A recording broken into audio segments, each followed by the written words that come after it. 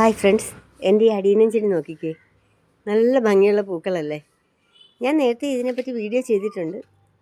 അതായത് ഇതിൻ്റെ കോഡക്സ് കണ്ടോ, ഒത്തിരി വലിയൊരു കോഡക്സാണ്. ഒത്തിരി വർഷത്തെ പഴക്കമുള്ളതാണ്. എത്ര പഴക്കം എന്ന് എനിക്ക് പറയാൻ പറ്റില്ലെങ്കിലും ഒത്തിരി വർഷത്തെ, നിങ്ങൾക്കിത് കണ്ടാൽ മനസ്സിലാകും, ഒത്തിരി വർഷത്തെ പഴക്കമുള്ള ഒരു ചെടിയാണ്. ഇന്ന് ഈ ചെടിക്കൊരു പ്രത്യേകതയുണ്ട്. ഇത് കണ്ടോ, അതിൻ്റെ ഒരു ഫ്ലവറായത്. ഒന്നീ നമ്മുടെ ചൂട് കൂടുതലായതുകൊണ്ട്, അല്ലെങ്കിൽ അത് ഇനം മാറിയത്, എന്തായാലും വേറൊരു കളറിലെ ഫ്ലവറാണ്. ഈ സൈഡിൽ നിൽപ്പുണ്ട്. എന്നാൽ ഇത് ഒരു കൊമ്പിൽ തന്നെയല്ല കേട്ടോ, 2 കൊമ്പിലാണ്, 2 ബ്രാഞ്ച് പിടിച്ചതാണ്. പുതിയ പൂക്കളുമാണ്, പഴയ പൂക്കളുമല്ല.